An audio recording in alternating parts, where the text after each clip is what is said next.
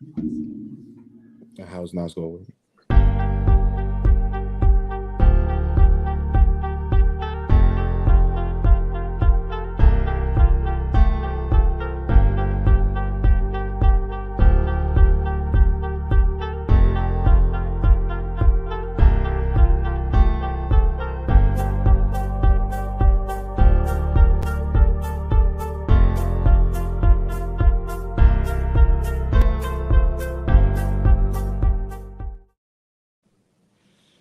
Yes, good evening. What's up, everyone? Episode 34 of the Shoes podcast, and we are back after another long layoff, but we are back, and we got a lot to talk about for this NBA season. We got Ernest, aka Lake Show. We got Armani, aka broke the record, but took an L last night against the Thunder team that y'all needed to win. We got Let me cook. You got myself, Eric, got the 30-26 record back in the playoff hunt. And last but not least, we got a special guest, Josh, aka I don't care about basketball because my team is about to. Whoa, not all of that. Whoa. We're just aren't you a Pelicans fan? Ladies and gentlemen, he is a Brooklyn Net fan for the record. Let's just put that out there. I see it on the hat, man. I see, man. Yeah, so he is living in the depths of Hades right now, because that within 2 years, that Brooklyn Net team had James Harden, Kevin Durant, and Kyrie Irving, and no championships to show for it. So yeah, we're here. First things first, though. Today we have a lot to talk about. A lot has happened since we've been away. So again, thank you guys for tuning in. It's been a minute since we've done a show. So good to see you guys. But yeah, let's get right into it, man. A lot has happened, but the biggest news of the day, of the week, Mr.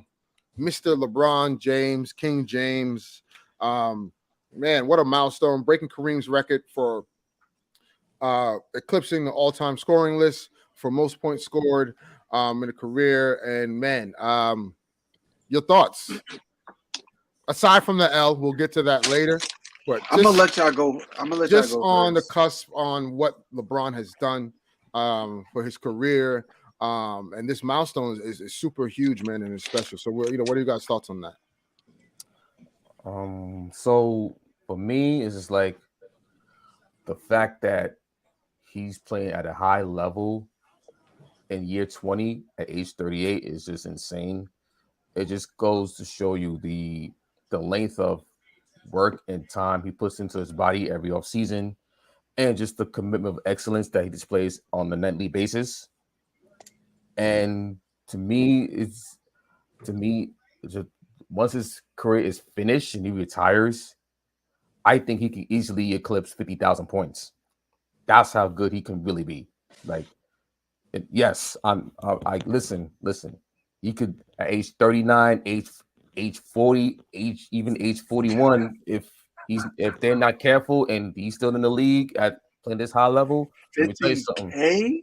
50K. That's 12 more. That's he's at 38, 390. He's gonna get 40,000 easy by the beginning of next year.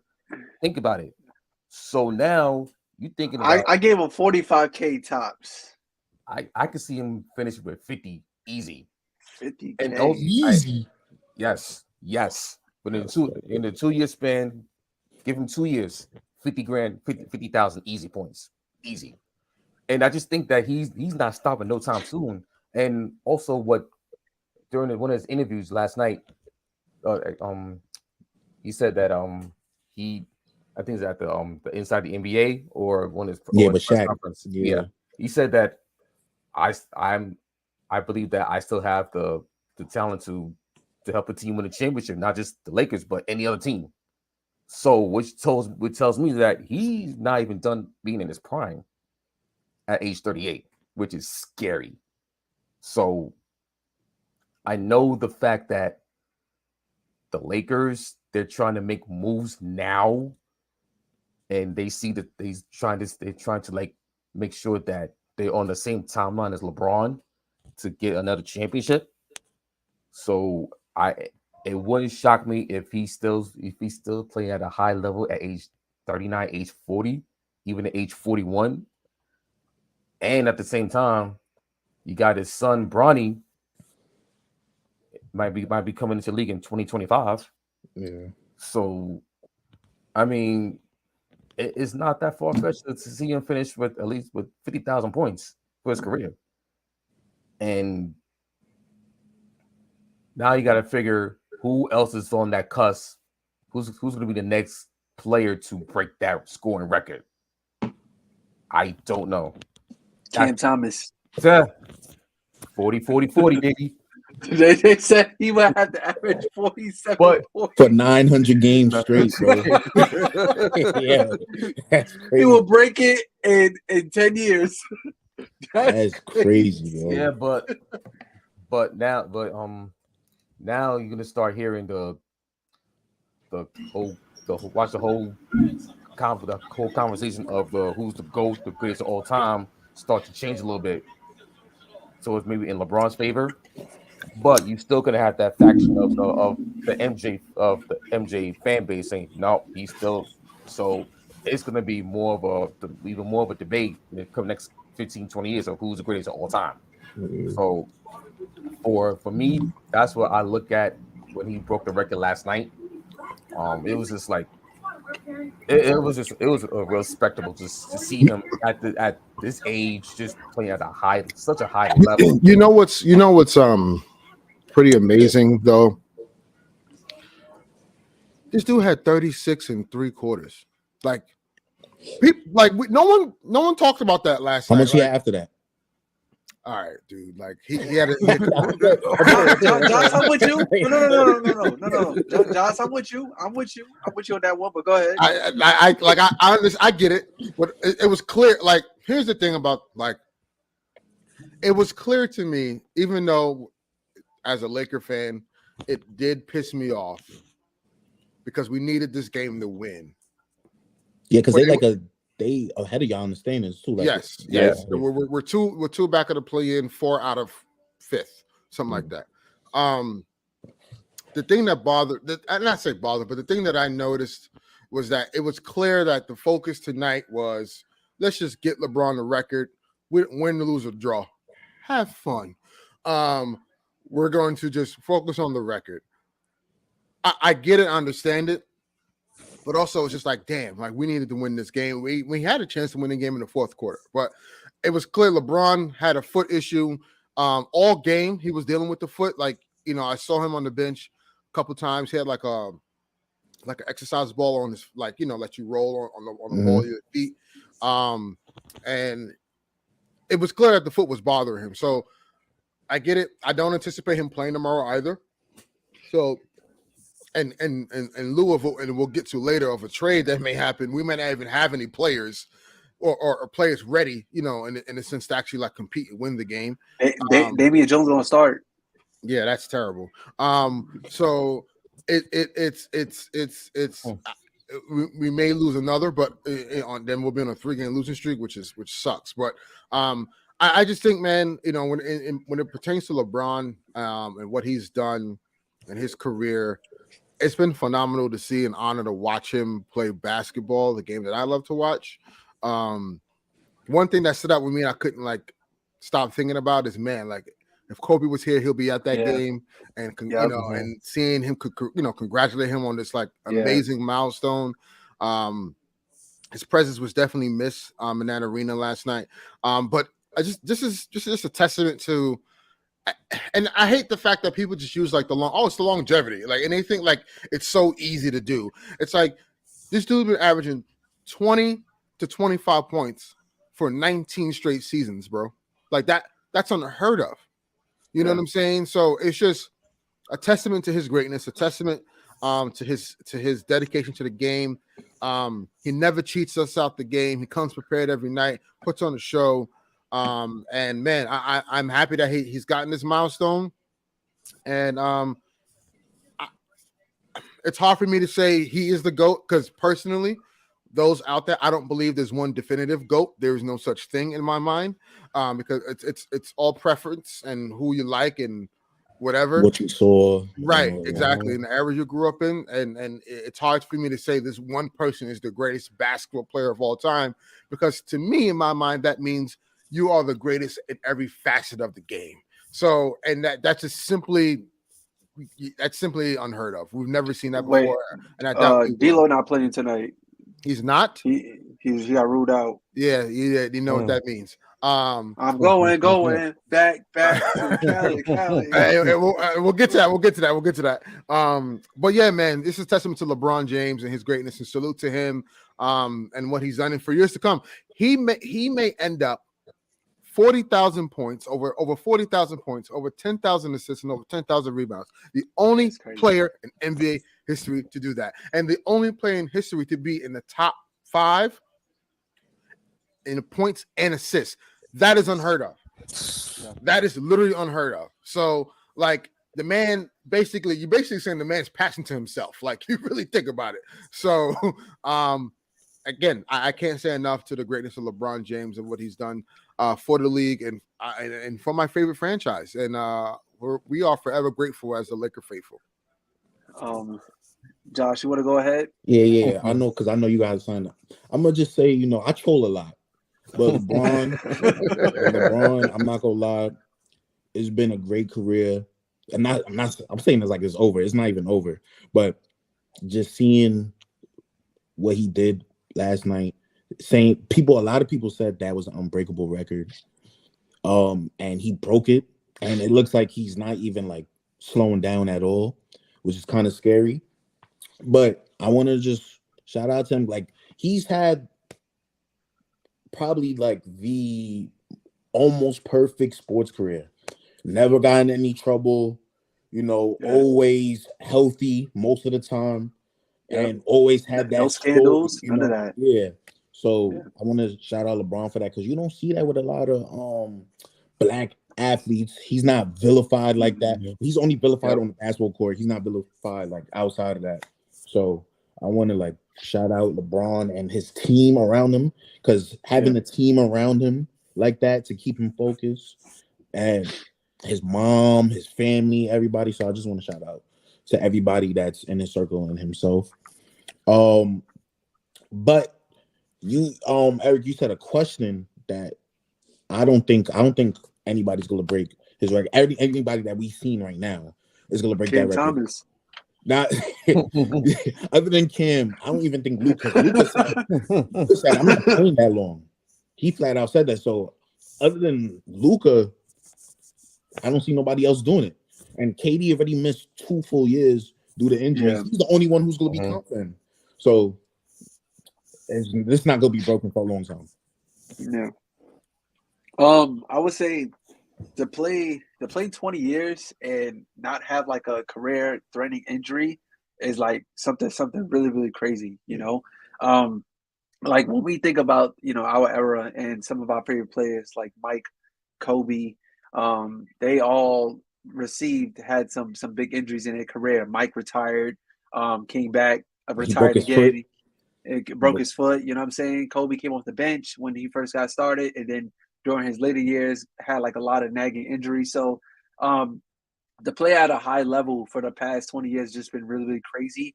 And then just doing it with multiple franchises is also crazy as well too. Like everywhere he's went, he's won. Like forget all the antics and stuff like that. It's just really like crazy to see somebody like that. Like just to always be on top of the game. Like is they say like Jay-Z's been on top of the game ever since Jay-Z came out. You know what I'm saying? Jay-Z's able to adapt to many eras. Armani, in the past. I'm sorry to cut you off. Also, Jared Vanderbilt is not playing today as well. So take that for what you will. You know what that means? Right. Going to Cali. But yeah, to have a player like just being able to adapt to times. And, times it's been like he been called like Wash King, all of this, etc. Josh, I know you called the Boris Diaw a few times, back in the day. But yeah. It was a troll. But wait, hold up. We got a Woj bomb, guys. We got a Woj bomb. ESPN sources: the Lakers are finalizing a deal to land Minnesota's D'Angelo Russell Malik Beasley, Jared Vanderbilt in a trade, including Mike Conley and picks to Timberwolves and Russell Westbrook and lightly protected 2027 LA first round pick to the Jazz. Oh, I'm sorry. Can I just say this? A lot of people make fun of the Nets organization for just trying. The Timberwolves just give shit away every time. Update. We just got an update on that. Juan Toscano Anderson and Damon Jones to the Jazz. Nikhil Alexander Walker to the team. Yes. The same. Yes. Get JT out of here. Get him out of here. I'll pack his bags. Let's go, LAX. I'll pack his bags. Let's go. Get that man out of here. They only gave up one pick. The 2027, and it's likely protected. I mean, just sidebar. I know I haven't been a big fan of D-Lo, but everybody deserves a second chance. I'm getting a phone call. I'll be right back. Go ahead. Everybody deserves a second. Everybody deserves a second chance. I know Laker Nation. We crucified Dwight Howard in his first year with LA. He came back. He was part of a championship team. So everybody deserves a second chance. But back to Braun is honestly 20 years, high level, averaging over 25. To Ernest's point, to be in that statistical categories like over the course of his career is just like really insane. Like something that nobody can be able to touch. We have to talk about longevity. 20 years, like that's a long time. Like when this man came in the league, I was in the 3rd grade. Bro, like Amani, we was both 6. We was like 6'5" years old. That's what I'm saying. Like, and to be 26 now, and like LeBron is still. It's like Jay-Z still putting out fire verses. You know what I'm saying? Like it's like you can't beat it. They say Father Time is unbeatable, but like you might see like a couple of nagging injuries, stuff like that, but he definitely winning in terms of Father Time. But also I'm gonna make this last point. It's really, really dope to see that in the Laker jersey as well too. Going into the game, hearing about all the different celebrities that was at the game, Jay-Z, Denzel, Floyd, Usher, Bad Bunny, like Kobe last his game, family. Bro. Yeah, right. But it didn't play out like it did. Yeah. But it felt like it. It felt like a very important game that was a regular season game. Not even a playoff game, but it felt like a playoff game. Every time LeBron touched the ball, like the fans are just going crazy, But wish we could have got the W. I know we're going to talk about that later in the show because I got to cook LeBron. Even though we give you flowers, I also got to cook you too. But yeah, that's pretty much all I got to say about Bron. Congratulations. Yeah, man. So, the Lakers. Wow. So, as we segue from last night to today. Big trade news. I know happening. Twitter's on fire right now. On fire right now. So during last night's game, let's go back to last night's game. But instead of about the we're gonna get off the LeBron topic. We're gonna wreck it. There was something that were happening in the Laker in that game last night. The Russell Westbrook had a little falling out with Darvin Ham at halftime. Well, it's over now. And now it's over, and now as you can see. That was the final straw in which now you have a big trade, a 3-team deal. Russell Westbrook goes to the Utah Jazz. Now, what's going to happen to Russ when he gets to Utah? I think they're going to buy him out. Yeah, they hate him. He hates it there too. Yeah, he's not playing one single minute out in Utah. He's probably going to be on the Clippers or something like that. Yeah, as a buyout. So with this trade that just got finalized, the Lakers get much needed depth. And a talent upgrade at point guard to me. Yeah. And they got it. They get a couple of wings and Jared Vanderbilt and Malik Beasley who can shoot. Yeah. And D'Angelo Russell, who goes back to LA, who's much needed ball handler that they need. Yeah. Now with these two trades that they had the last couple of weeks, Rui Hachimura, D'Angelo Russell, Jared Vanderbilt, Malik Beasley, add LeBron, Anthony Davis, who was there was a little I don't know what's going on with him last night. Can I talk about that real quick? I just know that there was there's been like some speculation. Mm-hmm. Like I don't know 100% what's going on, but just from what I've been seeing, I've been hearing one that he was upset that he got taken out the game for Thomas Bryant, and when LeBron had his moment, he wasn't on the court to share that moment with LeBron. The other thing, and this is a stretch. This is a stretch, but you just never know. What you put out in the atmosphere, things do happen. I guess AD heard about a trade that involved him. I don't know, but yeah, it was weird because and to Ernest's point, the game was so revolved around LeBron breaking the record. And I know Darvin Ham had came out with something, I think either last night or earlier today, about it wasn't even about winning the game. It was just about him breaking the record, and AD, who I thought was going to also have a great game because, this is, I can't remember how many games he's been back, but it's just yo, bro, we need you to, cool, LeBron get his flowers, but of course, you dropping 11 points, that didn't help us at all. Yeah, he was playing weird. After he had the first basket, everything AD did in between was a blur. I know he had one good block, everything was a blur. And that picture that's going around Twitter right now, man, that speaks volumes, man. Coming out the locker room, right? Even the video too. The video when LeBron was like, "Yo, I love you," and and that felt weird. That felt weird because watching it during the game, you're not thinking of nothing, right? But at the end, it's okay, you see the picture of him, or everybody in the background cheering, going crazy, and AD just sitting there, and then it just and then that little clip in between, a timeout break or whatever, that LeBron is mic'd up talking to AD on the sideline. It just felt so weird, and AD has been really, really disappointed in how we've been, and just our ball club. We haven't been winning games. We've been losing games that we should be winning. So I get the frustration, but also it's you got to look at yourself in the mirror and take care of your body. Because part of why we're losing these games is that you're not available. But yeah, I know they asked him yesterday, just I forgot what the question was, but he was just yo, win games, simple as that.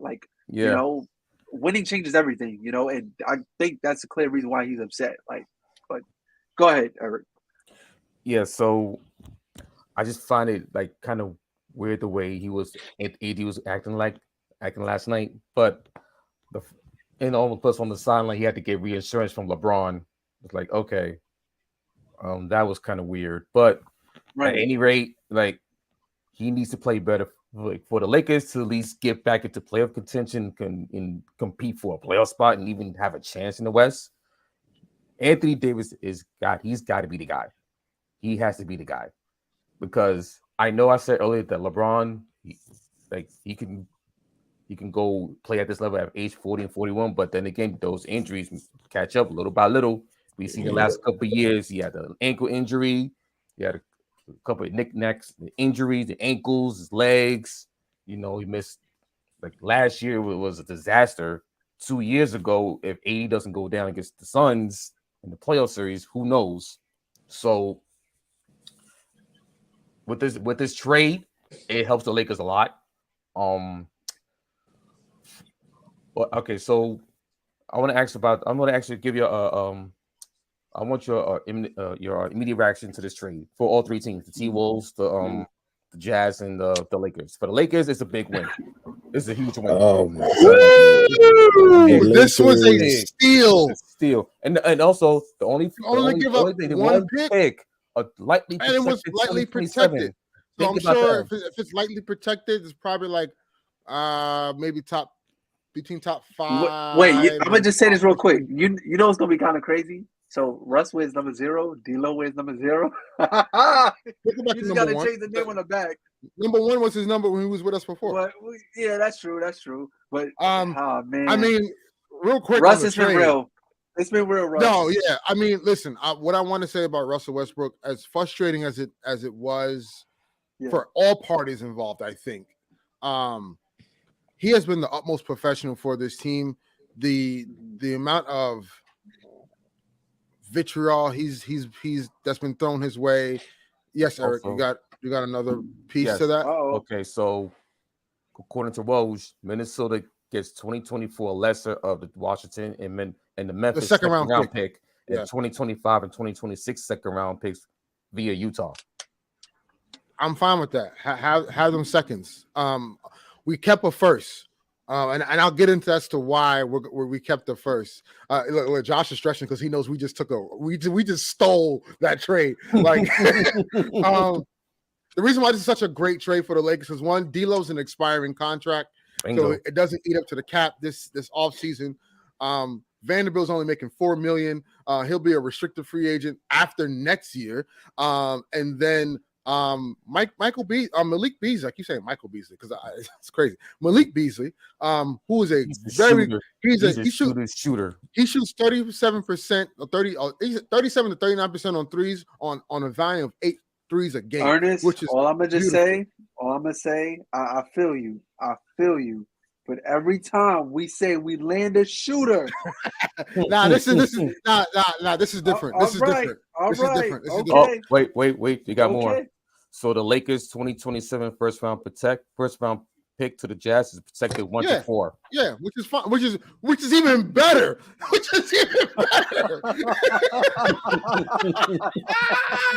Oh my God!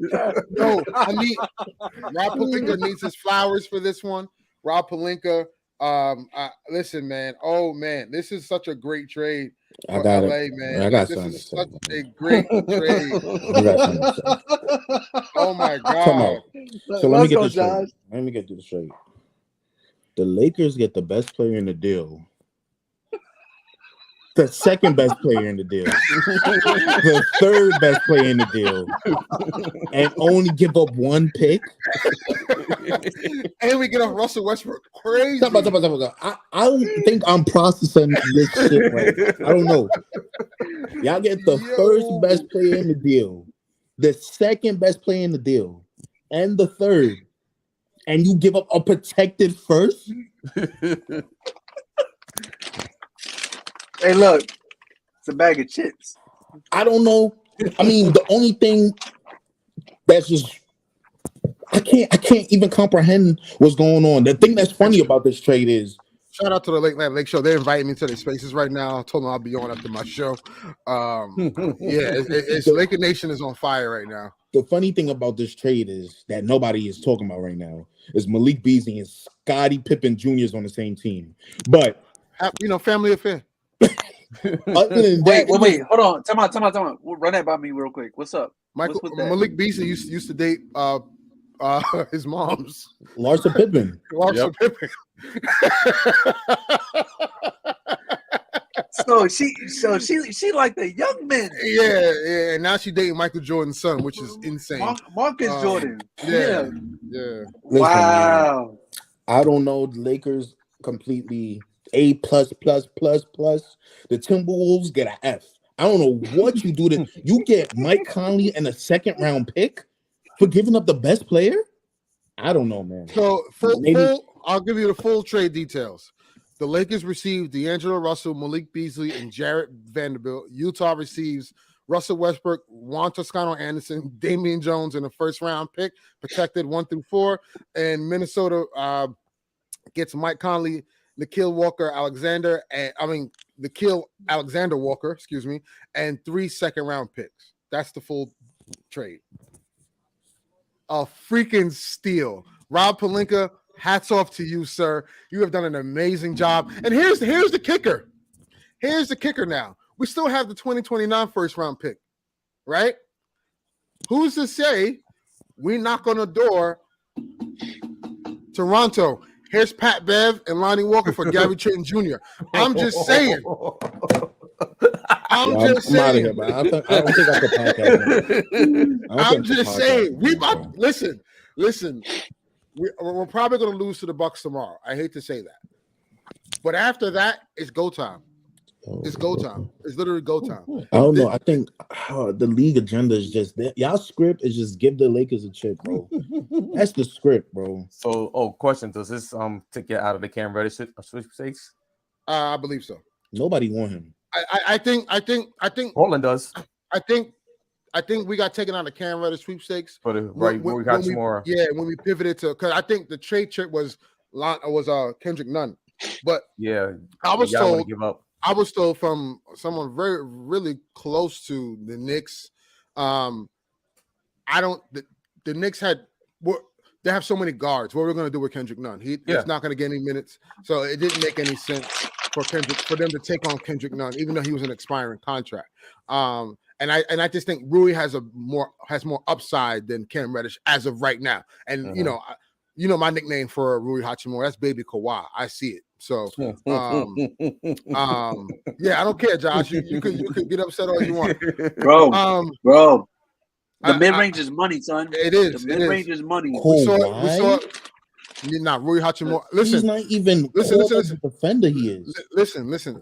Don't blame me. Phil Handy said it, and if Phil Handy said it, what is he? 25, 26? Today's his birthday, by the way. He just turned. He just turned like 25, I think, or 26. 25, yeah. That's maybe Kawhi. And I heard Devin Booker and Ayton was going to be the next. Okay. Also, I don't know about that. Also, with this trade, that eliminates the Knicks for trading Obi Toppin for Jared Vanderbilt, because those were the rumors earlier this week. So that goes out the way.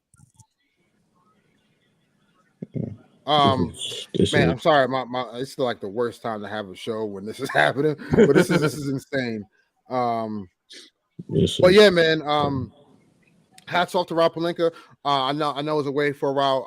We're picking off where we left off. I know we were still on LeBron topic, or do we pivot? Yeah, we pivoted. Yeah, let's. I mean, this is fucking trade. Since this huge trade goes down, let's talk about the trade deadline. We already had one back on Sunday. So yes, early. Let's start on Sunday, and then we'll get to tonight. Sunday, and we'll get Josh's perspective on this as a Brooklyn Net faithful. The Brooklyn Nets, Friday, Kyrie Irving requests a trade because extension talks. The Nets wanted to kind of wait and see. Kyrie Irving, kind of didn't want that. He wanted a commitment right then and there. So because he felt like he was being played with, he actually decided to request a trade out of Brooklyn. Evidently, he was linked to 3 teams, which was Phoenix, Lakers, 4 teams: Phoenix, Lakers, Clippers, and the Dallas Mavericks. Ultimately, he wound up on the Mavericks, with them dealing a first-round 2029 pick and 2 seconds, and Dorian Finney-Smith and Spencer Dinwiddie to the Nets for Kyrie Irving, and Markieff Morris. What are your thoughts on the trade? We'll save Josh for last. Eric, what are your thoughts on the trade itself? I know you want to slander Brooklyn because you're a Knicks fan, but let's keep it strictly on. The trade and the framework of everything. Yeah. And what are your thoughts on that? In terms of the trade, I think it was a good trade for the Nets. I believe that. Because listen, Josh, hear me out. I was expecting that. Hear me out. No, I'm going through it in this perspective. So, the Dallas Mavericks, you got an all NBA player in Luka Doncic. He heard in the last couple weeks that he needs help. And in the games I've been watching the Mavericks play, he needs help. So basically anytime you have a 12-point lead with Luka on the floor, he goes to the bench, get a break. He comes back in the game, they're down 8. So he's forced to come back and put the team on his shoulders and win games by himself.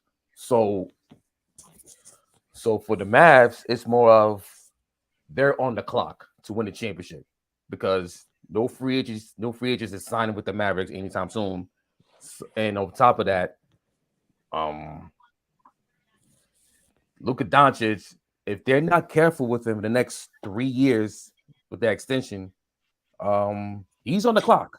So you better get some help ASAP. And Mark Cuban decided, okay, you got to get this done. I know it's a risk for getting Kyrie Irving, but he's a talent. As far as the Nets are concerned, the fact that they got back 3 picks, the unprotected 2029 first, that's big for them. And and 2 seconds, 27, 29, as big. Also, it gives him more depth, more reinforcements with Ben Dinwiddie and Dorian Finney-Smith as they need more defense. Now, what does this mean for Kevin Durant? Don't know yet.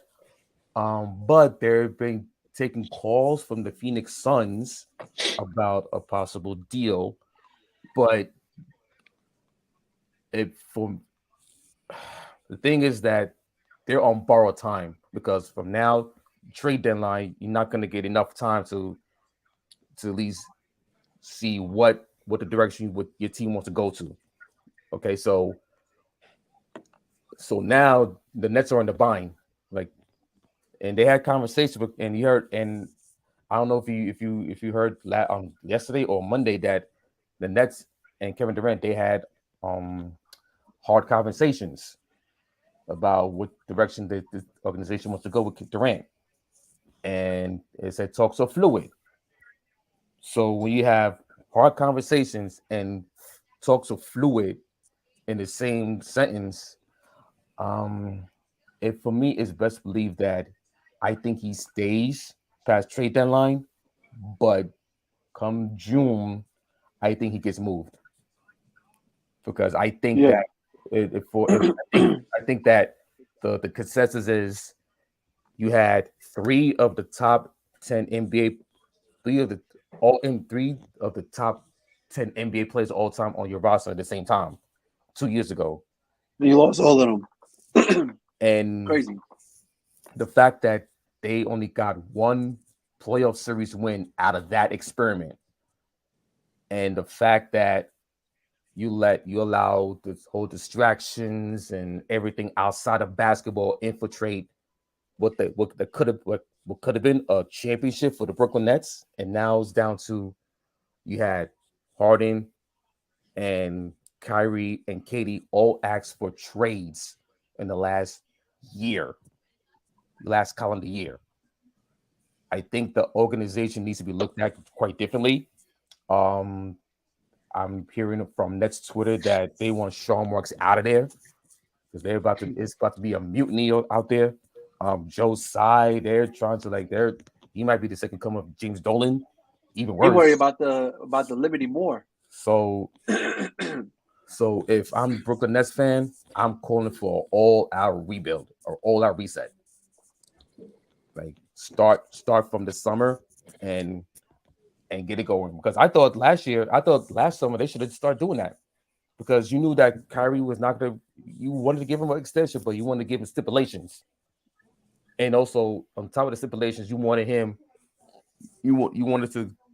the rumor was that the third option, the option year was that contingent on the Brooklyn Nets winning the championship. Like, how can you put stipulations on that contract that doesn't make sense. So for Kyrie to demand a trade, it makes sense for him. So now I think they really need to start focusing on resetting everything in the summer.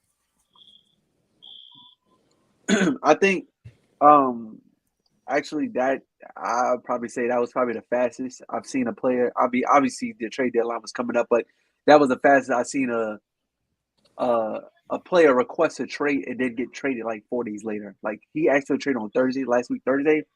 Man's got traded on Sunday. Like, I thought that was really crazy. The surprising thing was that the Mavericks was that the Mavericks was the one who was able to pull the trigger. I really questioned the fit. But when you think about it, like, Luka Doncic obviously can facilitate. But also, I'm so sorry to cut you off. Just in. Russell Westbrook suitors, if bought out or when to be bought out by the Jazz, will be the Heat, Clippers, Nets, Wizards, Hornets. I don't believe that. Imagine the Nets with Russ and Ben Simmons on the same team. That's not true. Even though I'd rather Russ over Ben Simmons. But absolutely. You would rather Russ over Ben Simmons. Of course. Also, he's going to shoot the ball. Also, Chicago may be in the mix as well. I think it's all contingent on, like, obviously role. If if Kyle Lowry, again, a lot of shit can happen between now and the trade deadline. If Kyle Lowry is dealt, I can see Russell Westbrook being bought out and going to Miami because that's a starting point guard void they need to fill. Clippers been clamoring for a point guard. Obviously, they're still in talks with Toronto. We're getting Fred VanVleet. They were in talks to trying to get Mike Conley. Obviously, that is off the table. So yeah, man. Keep cooking. Yeah, what I was saying about like the fit, the fit I'm just a little bit concerned about, but like, you know, what we seen in Brooklyn when James Harden was running the point, like Kyrie was able to flourish.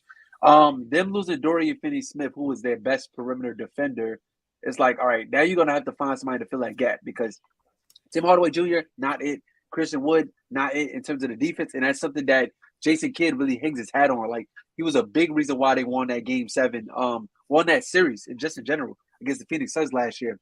As far as like Brooklyn, you know, Spencer Dinwiddie goes back, Dorian Finney-Smith's pull up. I don't know. I really don't know. And then now there's trade talks about KD, but I think like you said, Eric, that might get put on hold until the summer because what I read earlier is that no team wants to trade like a valuable asset to Brooklyn to give KD the reason to stay. You know, everybody's looking for the KD sweepstakes in the offseason, which makes sense. That's like great strategy right there. But that's dumb. You could have had him this summer, past summer, and nobody wanted to do it. That's right. dumb. So it's really weird because like just Kyrie and KD, it was just like they probably sit there and text each other like, yo, what flames can we start today? You know, every single day. You know, if it ain't one thing, it's another. Not many for KD, more for Kyrie, because you know, I like to make this point. Kyrie, KD's the reason why Kyrie is other way around. They're the reason why they teamed up in 2019, right? And to play that many years and have nothing to show for it at all, like nothing. To Eric's point, you get James Harden, you get KD, you got Kyrie on the same team, and they'll lose they'll lose two of them, which is really crazy, and nothing to show for it at all. And mainly, the main issue was Kyrie. Obviously, Kyrie has his reasons and stuff like that for not wanting to play, not wanting to take the vaccine, the whole situation he was dealing with in the beginning of the season. You know, those situations that he was dealing with put the Nets organization on the back burner, you know? And now it's just like, because that trade request came left field. I don't think we expected it, but then again, you gotta think about it's Kyrie. The man's bipolar. Like, you know, like come on now. But I don't know. I don't know. I'm gonna just give the whole timeline. They signed, right? They signed, right? Kyrie is both sides are responsible. The management, ownership, and Kyrie. They always been button heads because mainly. Yes, Bernard, Anthony, Larasso, the Westbrook trade is legit. It went down early. It went down not too long ago. Yes, that trade is super legit. Just in case you missed it, the details of the trade are. Let me just pull it up again. Where we at? Okay, details of the trade. The Lakers acquired D'Angelo Russell from Minnesota. They also acquired Malik Beasley and Jarrett Vanderbilt from Utah. Utah acquires Russell Westbrook, Juan Toscano Anderson, Damian Jones, and a first-round pick from the Lakers, and it's a protected first-round pick. And Minnesota receives Mike Conley and Nickeil Alexander-Walker from Utah and three second-round picks, from the Lakers. So yes, the trade is legit, Bernard. The trade is legit. The Lakers have now traded Russell Westbrook. The 360 era is officially over. And yeah, man. Yeah. Next, see, that's the thing. The Nets, how you gonna disrespect somebody who disrespects them? I'm not backing the Nets like that because I have my own problems with the front office and the ownership. But at the same time, Kyrie got to give him something. Kyrie, what happened? He went on his, he's an investment. Remember, he told the team, it started with when they first signed, KD didn't play. He played 20 games, was like, oh, my shoulder hurt. All right, whatever. KD's not playing. We don't. All right. Remember the bubble year, right? when KD was hurt, there was a lot of reports of saying that he was like, I'm not here to play without KD. So yikes. Exactly. So, and the Nets, even though I get on management and ownership, they let them get away with everything. So now it's like they waited too late to be like, no. So now it's a spoiled kid. Oh, you telling me no? Okay, I don't want to be here. But let me just go through the timeline. After the bubble, he's like, oh, my shoulder hurt. Then the bubble happens. Then he's like, yeah, what Eric said. Nah, I'm not playing without KD. I'm standing for something because of the whole things that was going on during that time. All right, whatever. Cool. Next year comes around. That's his best year as a Net, 50, 40, 90. But then, remember, he disappeared for like 3 weeks. Nobody, the general manager, the coach, did not know where he was at. We found out on TMZ he was at parties. Like, bro, why are you not telling us what? Okay, you just telling us, oh, I'm not going to be here. And then we just like, oh, we don't know where Kyrie's at. It is what it is, right? So we go past that. He had a successful year. Then he gets hurt. Not his fault that he got hurt because it's Giannis. Giannis is doing an illegal basketball move, whatever. We moved on. Next year, the Nets offer. The Nets offer. No, you can't just say that and it keep going on. Listen, it's over. It's over. The next year, this is when KD leads Team USA. They gave him a Team USA full of D-list players at this point, and he wins the gold medal. He's the only one that signed an extension with the Nets. The Nets extended the offers to James Harden and Kyrie also. Kyrie and James Harden was like, no, because I want more money. I'm going to sign it later. All right, KD's the only one who signed. He's like, no, I just want to hoop. I'm balling, whatever. Kyrie don't sign it and then don't take the vaccine. And then the Nets is like, yo, we taking this offer off the table. You don't want to sign this 4-year extension for your security, and then you're not going to take the vaccine. Listen, the vaccine thing, I don't care. Whatever you do, which is your body, whatever. But no, the main his reason for when I was actually talking to my homies about this yesterday, his main reason for not taking the vaccine was that he wanted to be, I don't want to necessarily use the word a catalyst, but I'm not a poster child either, because like he felt that people like healthcare workers, people was losing their jobs for not taking it, and he wanted to be a person that I don't want to necessarily say support it, but like the face of it. That was his reason for not wanting to take the vaccine. It was not really so much about like the body thing. It was about like people's out here losing their jobs. Like us regular people is out here losing our jobs because we're not taking the vaccine. And he could not play games and get paid to not play games. So, but go ahead. And that's fine. And you know what? The Nets didn't even have to pay him for the away games because they were still paying him when he wasn't playing. They still paid him half his salary. The Nets was doing everything, even though I don't like what Sean Marks and Joe Tsai been doing for this 3 years. They've been going out their way to make them feel comfortable. That whole thing happens. They take the offer off the table, and now he's mad that he don't got an offer now. Bro, they just want you to play ball. Just play ball. He this summer, remember we talked, and he was like, you know what? I'm not gonna sign my player option. I'm gonna just take the minimum. I'm gonna go take the minimum or whatever the mid-level exception. Go play for the Lakers. They was like, okay, fine, then do it. You know what he did? He's like, nah. I was just playing, guys. I'm back. Wait. No. The thing was, they told him, go seek a sign and trade elsewhere for a team that's going to give you the extension that you're looking for. Nobody trusted him. No, it wasn't that. The Lakers couldn't do it because they didn't have the money. And on top of that, no one was taking Russell Westbrook in the beginning of the year. So the issue was, it was only one option. The option was, do you opt out and take a vet minimum to sign with the Lakers? He wasn't doing that. He was going to take the money, and he opted into his $36 or $37 million contract in his final year. That's what he did. If the Lakers had an opportunity to get him, he would have been a Laker this past off season. But that still doesn't negate the fact, because he's going around telling stories now that the Nets didn't want him. We've been offered you that 4-year extension. You didn't sign it. But all right. So again, context. There was a 4-year extension. There was a 4-year extension offered, but there were stipulations. No. But I'm not even talking about that second one. I'm talking about the very first one where KD, James Harden, all of them, they all got extension offer. It was supposed to be a domino effect. KD signs the extension, which he did. He signed that extension first. Then it was supposed to be James Harden. Then it was supposed to be Kyrie Irving. But the wrench that threw all that crap off was Kyrie.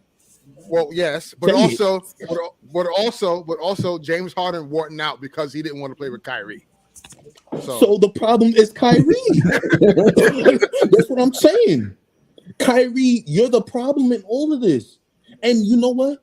People joke that the Nets don't have fans. We don't have this. You had the biggest support out of all stars here. People cheer for you more than KD here, bro. People supported you through whatever bullshit you was going through. And you talking about, I wanted to feel wanted. Get out of here, bro. Get out of here. That's bull. And then that stipulation, that stipulation shit is bullshit also. Because everybody has a championship thing in their contract. Drew Holiday got $1 million. That was a stipulation. The stipulation can't be that much. It's a part of the CBA. Let's not fall for that. We falling for stupidness. And Chris Haynes is the only one. I'm not saying Chris Haynes reports good stuff, but he's the only one that reported that. Shams didn't say it. Woj didn't say it. Mark Stein didn't even say it. So it was like, I don't know, Kyrie. You got to look yourself in the mirror and really see why people do not trust you. That's my whole thing throughout this whole process. Yes, everybody could laugh about the Nets failing.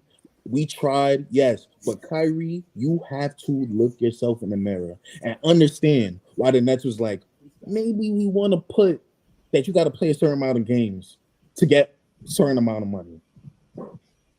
Is that a problem? I don't think so.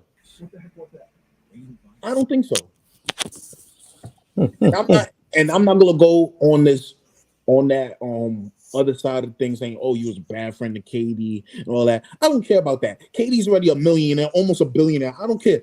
What about the poor fans? What about me? You don't care about that, but you want to care about people losing. I don't care. He don't care about it. He just care about himself. He care about himself. That's what Kyrie is. He showed us time after time. Cleveland, Boston, Brooklyn. We go see it this summer with Dallas. So my question to you is, as a Nets fan, what now? What now? They just gonna try to convince themselves once again. 6 months later, come on, KD, we're gonna try to convince you. We're gonna try to get Siakam. Then they're not gonna. The Nets are not gonna get any trades. I'm gonna tell you the script right now. You mean as far as this season or the off season? No, this season. Okay. The Nets are not gonna get any deals that improves this team to convince KD to stay. And then we're gonna go through this whole thing all over again. KD, which is why I respect him, he's not gonna do it during the season. That's why they taking advantage of his kindness now. Because we deserve, I can't believe I'm saying this. Sean Marks, you have to be fired.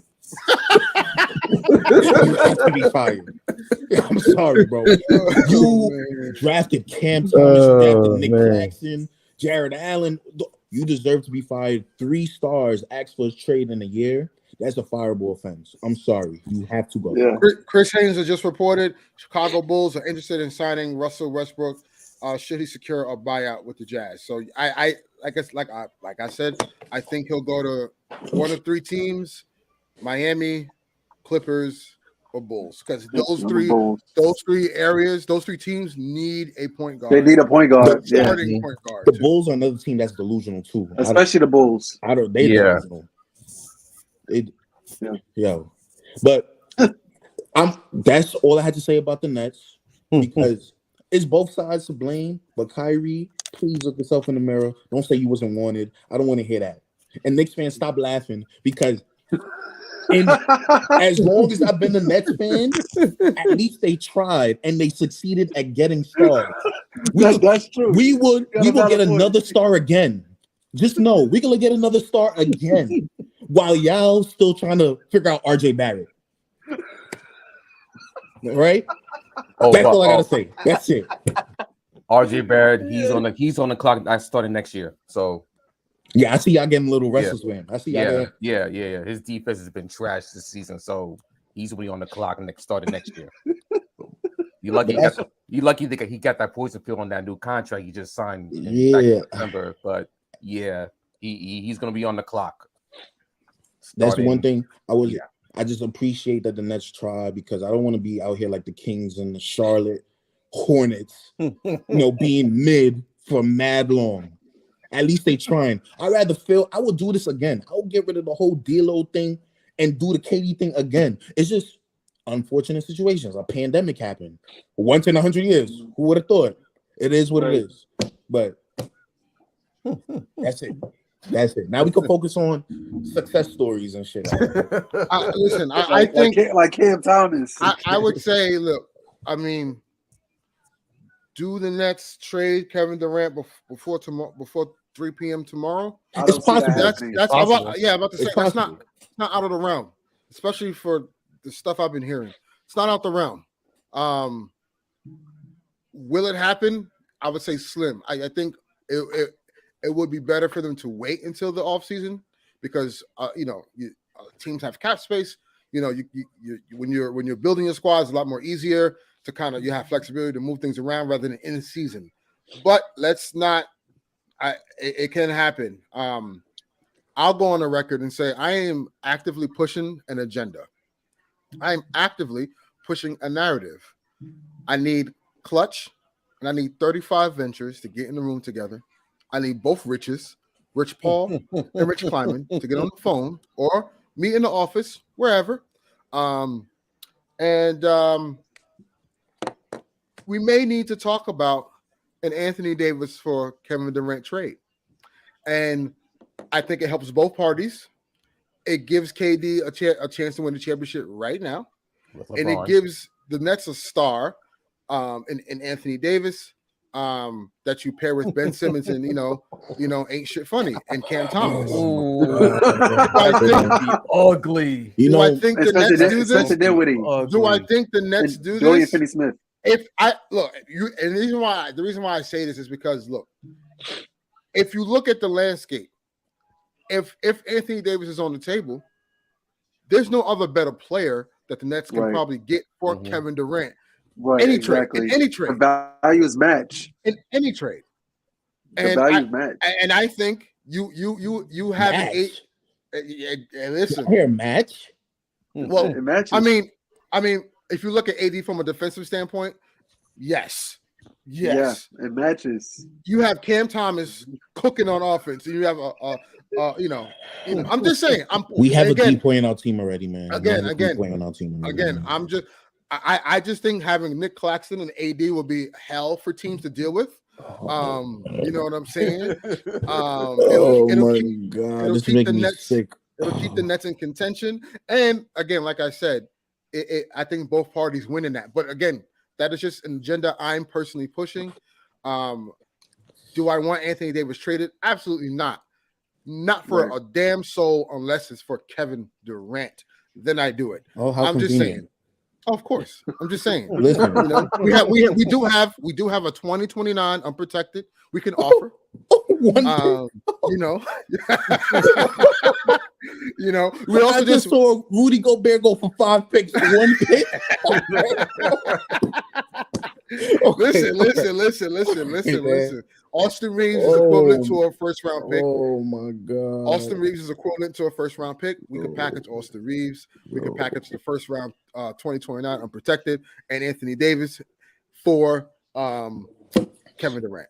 But again, that's just my own personal agenda. Do I think it'll happen? Hell no. But for the culture, having LeBron and AD on the same team, we need it. We need it. Sean Marks, this is a cry for help. I just asked for you to get fired, yes. But look, This is what you could do.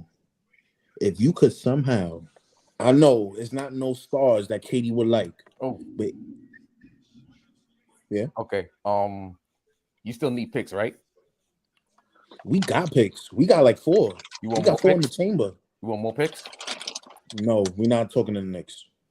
I mean, No. you got this year's pick. You got the No. Mavericks pick. No. You got the Wizards pick. We still Hey, we got listen, 11. y'all can have Julius Randle. Hey, Julius Randle, RJ Barrett. Two-time All-Star. Listen, Julius Randle and RJ Barrett and 5 first-round picks For Kevin Durant. for KD. Yes or no? Yes or no?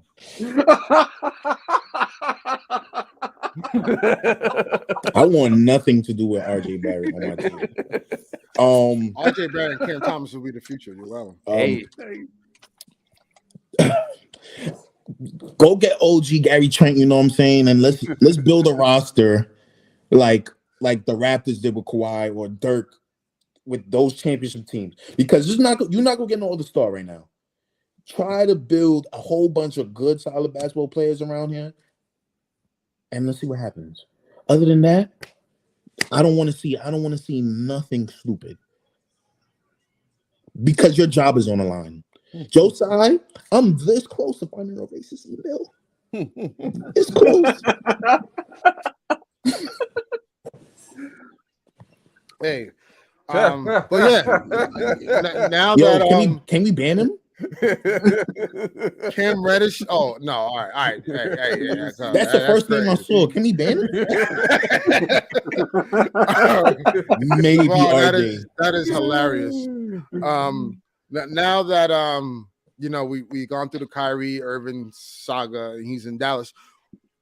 I'm not sure if you guys touch on it because I've been in and out because of this whole Lakers stuff and how I'm connected to that. The fit between Luka and Kyrie is very interesting to me because Luka is like baby Braun without the athleticism, in a sense, but his game is very more like dribble James Harden-esque like. I don't know how to work out. I mean, Kyrie Irving debuts tonight against the Clippers. Luka should be back on Saturday, if I'm not mistaken, and then we'll both see both of those guys play together. Hey, we got like 4 months of it. Do I think this puts them in a championship like contenders in the West? They're a threat. Like I would say, in most of the series that they'll play now, they'll probably have the 2 best players in the series if they don't, depending on who they go up against, whoever that matchup is. But also, they got significantly worse on defense. And it's going to be a great show to watch. I mean, you're going to see Kyrie, cook, and you're going to see Doncic do his thing. But I just feel like, and that's something I was talking about, giving up somebody like Dorian Finney-Smith, who's their best perimeter defender, right? And then just trying to outscore teams, like it's not going to work. And defense is something that Jay Kidd hangs his hat on. For a team constructed like that, and you're looking at all of the personnel on that team, but before this trade happened, right? You're like, yo, how the hell are they playing like one of the best defenses in basketball? Like, well, how do they have one of the best defensive teams in basketball? Because of the philosophy that Jay Kidd had, because of somebody like Dorian Finney-Smith. Losing him, their backup power forward is Bertans, who they don't really play, Kleber, who's injured. So it's like, where do you go from here with that? Now, I'm hearing that they're trying to package a deal between Tim Hardaway Jr. and Christian Wood to see if they could get somebody else. I don't know if that's another star. They're trying to get Vanderbilt. Oh, well, too late. Well, yeah, the Lakers got him now. Right. So it's like, where do you go from here? Because you're going to need that that wing defender. You're going to need it, especially on the West. Yeah. I don't think it works. Right now, their starting 5 is Dwight Powell is their center. Their power forward, when he comes back will be Maxi Cleaver, Right. and then your small forward is going to be what, Tim Hardaway Jr. Yeah, That's and what I'm saying. then you got Luka and Kyrie. So You see what you asked for, Kyrie? You see that? And this is why Well, he didn't ask for Dallas. But this is why I always believe that Kyrie's best fit was with LA, because you have two guys that can kind of help offset, those efficiencies. So, hey, but it is what it is, and now he's here, and we'll see how this saga continues. I don't think it works. I don't think it works either, but like I don't think it works. I think personally, Kyrie's not staying there long term. Little tidbit, since we're going to segue into the next trade that literally just happened between the Lakers, Jazz, and T-Wolves. By the Lakers acquiring D'Angelo Russell, he is an expiring contract. And with that being said, this opens the door for a double signing trade. To where if Dallas does not reach an agreement somehow with Kyrie Irving to stay there, then at that point, if there's no other suitors, you can do a sign and trade by sending D'Angelo Russell to Dallas and then sending Kyrie to LA, in which that would not hard cap both teams, because that is legally to do as per the CBA. So the Lakers leave the door cracked open for for the Kyrie flirtation that's been happening over the last 2 years. Good luck. Good luck. I think ultimately that's where Kyrie wants to end up. Obviously with the unfinished business with LeBron, but also the lore of the Lakers and his connection to Kobe Bryant. I think that's the ultimate reasoning as to why he wants to be in LA. And who doesn't want to be in LA? I mean, it's the Lakers. And obviously having those three together is probably the best perfect trio we've ever seen in history, but just based off skill set. But again, what are your guys' thoughts on the trade today that just happened with LA, Utah, and Minnesota? Well, for me, like I said earlier, but you're muted. You're muted, Armani. You're muted, Armani. I'm gonna just say this real quick. Y'all can come back to me, but I'm gonna just say, D-Lo, welcome back to LA. But don't be out here snitching, bro. Like, don't be out here snitching, bro. I think he's learned from that, but also like LeBron is there. There's a different level of leadership. Yeah. Somebody called us the Minnesota Timberwolves 2.0. You know what's crazy? Lakers started out in Minnesota, and here we are again with a mad Timberwolves players. Like crazy, yo. Yeah. But go ahead, though. Yeah, so for me, for this trade, it's a win for the Lakers. They get much needed depth, and they get a much needed upgrade at the point guard, and they get much needed upgrade in shooting with Malik Beasley. For the Timberwolves, they still get 3 second-round picks, but they still giving up picks like they did for the Rudy Gobert trade. They get Mike Conley, who's gonna help them. Who's been now their starting point guard. It's gonna help him with Karl Anthony Towns and Anthony Edwards. So that should help out. That should help out the T-Wolves in that department.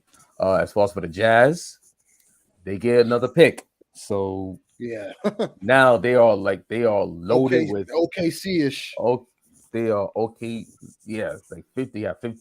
I seen a tweet from Wilson that they got 15 picks, cap space near $60 million, and young players. So they are fully loaded to make a big run in free agency, draft, make some big trades. So I think it's a win and also they can still buy out Russell Westbrook because he's not going to be playing over there. So that's clear. That's going to clear up another additional salary cap for the Jazz. So they're locked up and loaded to make a big free agent splash or make a big trade. And that's Danny Ainge. He's back at it again with his antics and tricks. There's one thing for certain. And you know what's crazy about OKC? I just want to touch up on them real quick. Listen, they're playing well now. You add Chet to this combination. They cooked us last night. And then here's a kicker.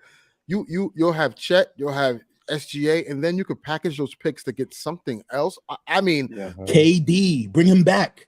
Give us those picks. I don't think he's going back to Oklahoma City though. But yeah, continue. But yeah, that's. Oh yeah, that was. I think it's on Josh now. Josh, what's your? I will say this: the Jazz won't be signing anybody. They could just get that out of there. Yeah, they're definitely buying ass. Yeah, they're buying out Russ. Like the Utah ass. That's like. Other than that, I guess like Danny Ainge, you're only good to people because you fleeced the Nets at a bad time. You're not gonna do that again. These picks that you got ain't gonna amount to nothing. So I wish nothing but the worst for you, Danny Ainge. But it was a completely dumb deal for the Timberwolves. They give it the best player, and they get back Mike Conley and 3 second-round picks. I don't know. That doesn't really help me. Like you're wasting away. I don't even know what's happening with Cat, so that's a conversation for another day. But you're wasting away Ant-Man right now. What's going on? I don't think they're wasting away Ant-Man. I think they're actually opening up more responsibility for Ant-Man. Because here's the thing: DeAndre Russell is an expiring. He has an expiring contract. He's going to be a free agent this offseason. They had the T-Bulls have a decision to make. You're already paying Gobert. You're already paying Cat. Ant-Man's coming up for an extension. He's going to want a max rookie extension. So that tax bill is going to look pretty crazy. And then you're going to pay DeAndre Russell that's like, semi-max. So like I don't want to hear tax. You're billionaires. Don't talk to me about losing millions of dollars. No, I understand. Trust me. I'm the last person that's going to defend a billionaire owner. But at the same time, though, I understand finances, especially NBA finances. You got to be smart. Is having those guys on capped out deals while you paying a tax, is that going to get you a chip? It's not. No. It's not. Let's just keep it 100. It's not. So you got to find ways to kind of make things okay. Where you going? How you're going to pivot? Then on top of that, you acquire Mike Conley, who's more of a traditional point guard. D'Angelo Russell is a shooting guard with point guard skills. You get what I'm saying? So like at the end of the day, his skill set isn't really conducive to Ant-Man because Ant-Man needs the ball in his hand. He is the guy. So you have Mike Conley who could kind of orchestrate the offense a little bit more, and he's a more of a floor general than D'Angelo Russell is. Then also D'Angelo Russell is in a situation now where he is actually needed because he can shoot the ball. The Lakers need shooting. They're the 29th worst team in the league from 3. So D'Angelo Russell brings a need to the Lakers, and he's a bigger guard because Darvin Ham has a fetish with playing these 3-guard lineups with Russell Westbrook, Patrick Beverley, and Dennis Schroeder. So Steve Nash when y'all coaching staff? That's what he's doing in Brooklyn. You just call Darvin Ham Steve Nash? That's nasty. So that sounds like a lineup he put out there. I'm not gonna lie. So it's really insane, when Darvin does that. So, at the end of the day, Rob Pelinka made a deal to save Darvin Ham from himself. Now, I do anticipate there was another deal happening, because you have now Beasley, you added Russell, and now you also added Vanderbilt. And Beasley and Russell are guards. So you have those 2 guys, Lonnie Walker, Troy Brown Jr., Austin Reeves, who all need minutes. And we're not even talking about Max Christie either. Those guys need minutes. So you have to figure – and then Patrick Beverley. I forgot about him too. So you have to figure out where the minutes are going to come from. There's a logjam there. I anticipate because Lonnie Walker is making, I believe, $9 million or $8 million due to the MLE, and you package him with Patrick Beverley, who's also an expiring and a first, maybe you can net Bogdanovich. Maybe you can net Gary Trent Jr. or something like that. So we'll see. But I personally like the deal. I think the Lakers got to steal. It's crazy. They got the 3 best players in the trade. Literally, they got the 3 best players in the trade. Considering obviously Russ is a Hall of Fame. I'm not going to diminish that. But at least for just the time of his career. Yeah, just for the fit and the time of his career, the Lakers completely came out on a win on this trade.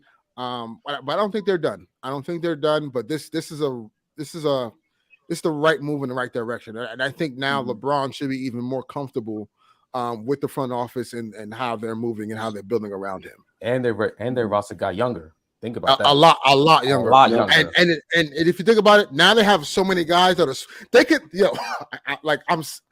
I can't wait to watch some tape and some film. Because like now I'm salivating on the switchability.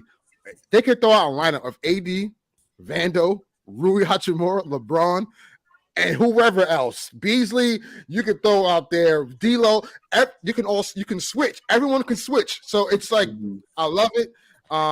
This that's like Toronto Raptors basketball, honestly. Right, like the Lakers have wins now. And it forces Darvin Ham to not play a small guard lineup. Honestly, it should be no excuse why he runs that. It should be. And on top of it, you can't run it no more. The minute I see Darvin Ham put out a lineup of Patrick Beverley, Schroeder, D'Angelo Russell, and Dennis Schroeder, I'm on his head. Like that's a fireable offense. Yeah. And also, not to cut you off, but you could play like a sort of like a Nick Nurse junk defense lineup with now you got versatile wings. Yep, right. Exactly. Right. Mm-hmm. Yep. And you could have a play zone, man to man, whatever type, and start throwing teams off kilter. Having that combination and that rotation is like you could like stack minutes between Vanderbilt and LeBron and Rui. And you could really now the Lakers could be really interchangeable defensively. Why just by length alone. Wait this shit, bro. I can't understand it. Like, hey, Josh, if you want a team that's not gonna play around all in the interviews, that's not going to dictate the narrative, that's not going to capitulate all the way to the stars, come to death row and be a Laker fan, bro. I just want to see one. I would have been content for the rest of my life. Like legit. They could have went back to doing 12 and 70. I would have been fine. You know what's so funny? Ernest and I, we went to the Nets game the other night. Oh, we didn't have fans? Did we have fans there? I had no fans. I had no fans there. No fans there. It was a bunch of international people. All right, guys, just sightseeing. I'm gonna see y'all. That's crazy. But the next night, you was at MSG. Yeah, it was lit, man. But Ernest looked at me and said, "You know what's crazy? We got to see a championship out of 2 of these teams. We got to see a finals matchup out of 2 of these teams. Yeah. Guess not. Yeah, and it's really crazy. That's something that was so built up. KD versus Braun. It was the writing was on the wall. So you had KD versus Braun. You got Russ's nemesis in KD, Russ' former teammate in James Harden, Kyrie's former teammate in Braun. Like the writing was on the wall. The narrative was there, but the Nets couldn't hold up the end of the bargain. But anyway, like I was saying, the Nets always been successful when our guys played. Y'all guys was playing. I don't know what y'all was other than the bubble year. I'm talking about Westbrook out there. I don't know what happened after that. Y'all just never in the playoff picture. I don't know what's up. I'm gonna just say this. Look, we all know this. And KD, hold on. The Nets. Y'all had one playoff win, one playoff series win. What are you talking about? I'm saying. We always been in the playoff picture. We always been a top seed, and the. Oh, so the bar is that low. Okay, so just making the playoffs. Cool. No, I get it. But we didn't lose when we was never healthy. That's no excuse. The Lakers were never healthy either. The Lakers weren't healthy last season, and the year before that we weren't healthy. But I'm saying when we were never healthy, we was at least still a good team. Y'all just was badly constructed. You're backed up in the corner. Yeah, but at the end of the day, Y'all badly constructed. But at the end of the day, what's the goal? Win a championship. Y'all have yet to do that. Not even come close. Especially with the three superstars that had on that team. Knicks. Yo, this is a different conversation, Knicks. Oh, No, it's not. I don't know, man. Deion Waiters got more rings than the Nets. It's crazy. No, we have 2, bro. I don't know what you're talking about. We have 2. Anyway, like I was saying, Philly cheese. Shout out to Philly cheese, man. From a Lakers fan perspective, like I like the deal. Honestly, I thought it was gonna be another season where we were unable to get off Russell Westbrook. But I just want to say that for one, y'all already know how I feel about Russ. I was never anti-Russ. Like to Ernest's point earlier in the show, he handled his role like a true professional. Even though like some of the writing was there on the wall that like he'd vibe well with the rest of the teammates, like, you know. But I've heard that this is something that he's been doing back in his days in Oklahoma, like not joining the huddles. You know, after that loss against Boston, which I really want to get into about these stupid referees. You know, Russ was on tape saying, you know, like, let's just have fun, win, lose, or draw. And I'm just like, how do you say that wearing the purple and gold? How do you say that and being in this organization that it's winner bust? You know what I'm saying? Like, if we don't win the championship in the season, like we're getting crucified for it. You know what I'm saying? But yeah, to finally get rid of Russ is actually crazy. Like, I didn't think this day was gonna come. To pick up D'Angelo Russell, you know, I wasn't too big on D'Lo when he first got to LA, and then after the whole snitching situation, like it was down here from there. But then he revived himself in Brooklyn, and going to a couple of Brooklyn Nets games. Like, I will say that but Josh, you could speak on this too. Being a Nets fan and having that whole D'Lo run. That's the culture that Sean Marks wants back. By the way, that was a fun ride. That was a fun ride. You know what I'm saying? So we get that back. We get a shooter. The Jared back. Dudley days. Yeah.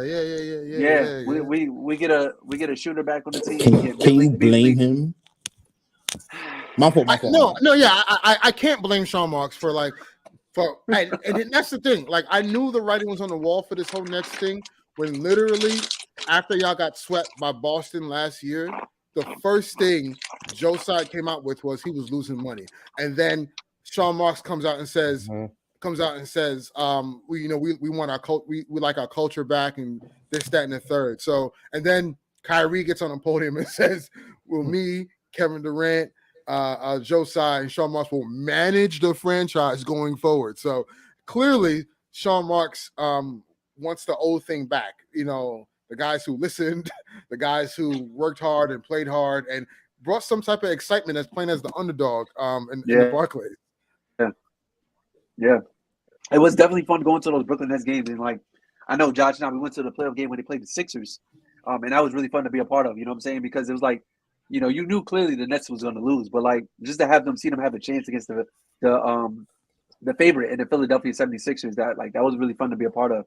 But we get somebody, Malik Beasley, you know, like I told Ernest back early in the show, hopefully he could come down and knock down some shots, because usually we get a player who is a shooter and can't throw a rock inside of a lake or a rock inside of a pond in this case, you know. Getting somebody at Jared Vanderbilt, somebody that we in the beginning of the season, like the necessity was that we needed wings and we needed shooting. We get both of those with these trades. Yep. Now, as far as the Minnesota Timberwolves, what are y'all doing, bro? Oh, I'm also saying this one thing. We was able to get off JTA and Damian Jones in this deal. I know that may not, you know, mean anything to y'all, but as us Laker fans, two dudes who's riding on the bench and produce absolutely nothing at all, like it's a great day. I find it crazy that we're not throwing a parade out in LA right now. You know what I'm saying? Russ. Good luck, Russ. Thank you. I will say thank you. You know, you gave me, like, there was a lot of headaches and stuff like that, but to be a professional and still adjust to your role, even at this time in your career, even though like that fire is still in you, obviously, clearly you can see that athleticism has went away, but somebody who came to work and gave us 110% all the time, like that motor is something that you just cannot argue with. But good luck. I just hope that he don't go to the Clippers, because that will suck. And I just whatever team he goes to, if we meet him still in the regular season, don't cook us. You know what I'm saying? Don't turn into Ray Allen, bro, because that's gonna hurt. Yeah, because players have a tendency of leaving the Lakers and turning into Michael Jordan. You know what I'm saying? So, all in all, great deal for us. And it sucks for everybody else. We just out here fleecing teams. You know, that's how leagues get down. But yeah, that's pretty much all I got. Yeah. Now on to because we're a little over an hour and 20 minutes. Just quick hitter before we end it. The rest of what do you anticipate tomorrow's going to look like? Let's go with the Knicks first, because the Knicks have been in a lot of talks, man, but no action. Cam Reddish, DMPs for the rest of his tenure. Evan Fournier, coming out and saying, "Hey, this is Tibbs. That's the rotation. It is what it is." He had a good game Sunday against the Sixers. Yeah, and then he's gonna ride the bench for the next week. Exactly. So, what are your thoughts, Eric? What are you hearing? What are you thinking? What the Knicks should do, or what do you think versus what do you think might happen? So Cam Reddish, I'm thinking that he's going to be out. He's going to be gone by tomorrow. There are already talks with Portland about trading him to Portland for Josh Hart, which is an actual steal. Which is a super steal. And then on top of that, I actually like that for Cam Reddish because I think he get next to Dame. Dame is a very, very good vet, superstar. And then also him and Shaedon Sharpe could be something down the line. Yeah, so I expect Cam to be out. I'm hearing Derrick Rose might be on the move. See where that goes. I think to me he stays for insurance policy just in case if they need extra point guard for a playoff stretch or a playoff game. Evan Fournier, I'm looking for him to also be on the way out. For a second round pick, maybe. Other than that, I think they need they just need to make marginal moves, just to upgrade the bench because they need bench help. Also there've been talks about Hartenstein getting moved, but I don't see that happening. But as far as a big trade, as far as OG Anunoby, there are reports saying that the Knicks and Nets were off of the trade rumors of OG because the price is too high for him. The Raptors are looking for 3 first-round picks for OG Anunoby and Gary Trent Jr. combination. So I'm not sure if they're going to take if they're in serious talks with the Raptors because knowing Masai Ujiri, he's like Danny Ainge. Like, if you want some of my players, you're gonna have to pay up. So I'm looking at marginal upgrades, marginal bench help, marginal moves on this. Just keeping it marginal, and upgrade the bench and get some wing depth. All right. I mean, as far as the Knicks, man, I think. Obviously, I in the beginning of the year, I'm on record saying I think you guys should have traded, should trade or look to trade Julius Randle. Obviously, that's not going to be the case now. I don't know what that looks like going forward, but that's an off-season conversation. But for right now, man, you guys are missing. It's something missing. It's something missing, and I can't pinpoint what that is. Is it wings? But then it's like you guys have that, but you're not good enough. I don't know. Yeah.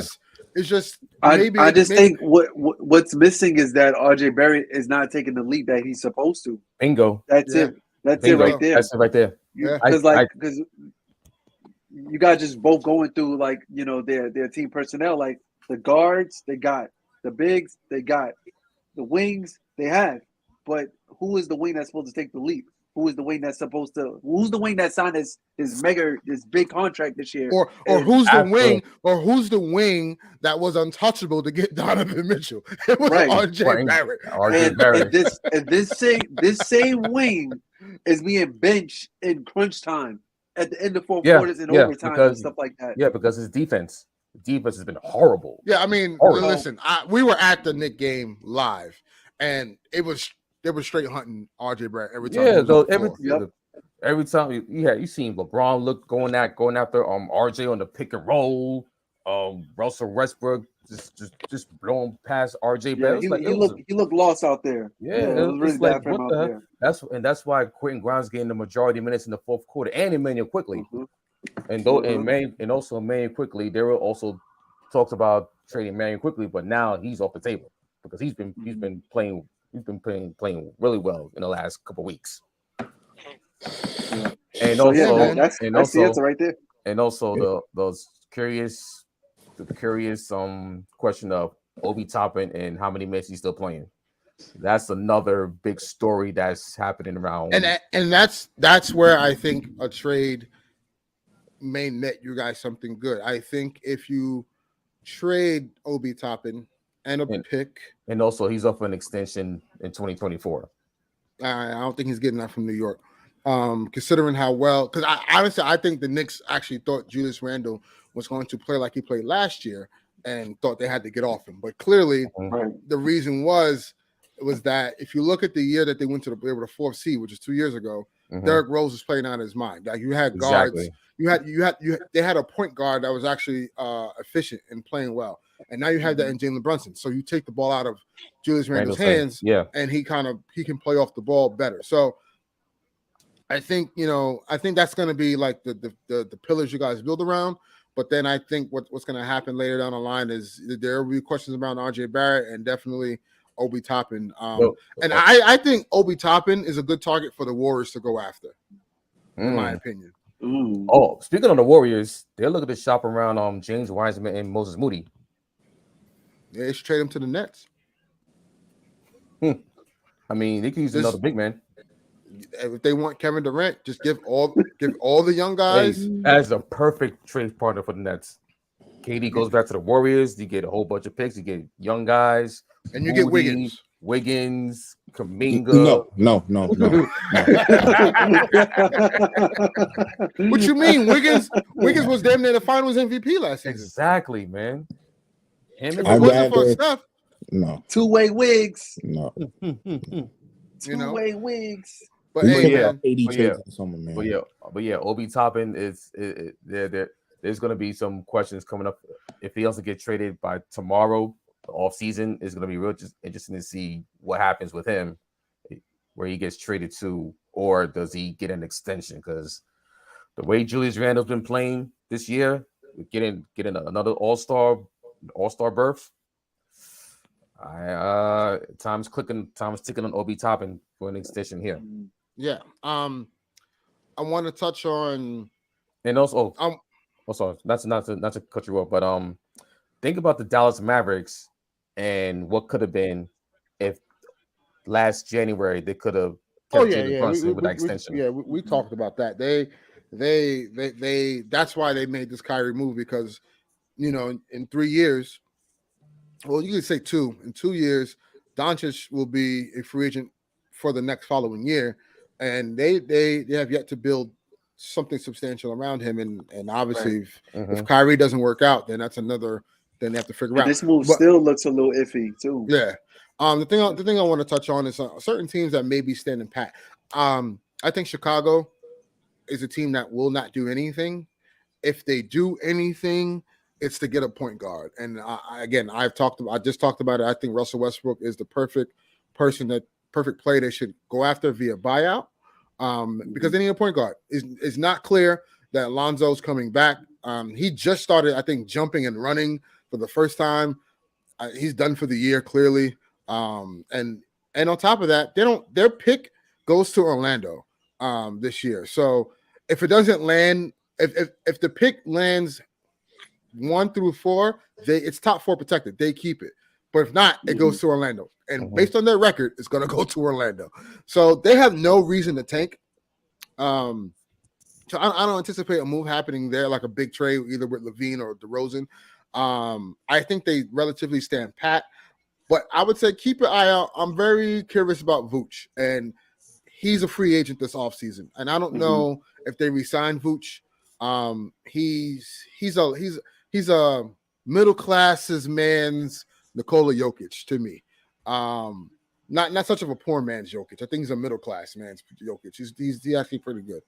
I think you just keep him just to finish out the year.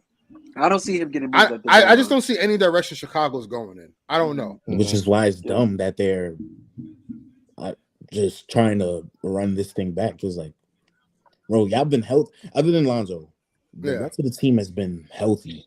And y'all doing this bad?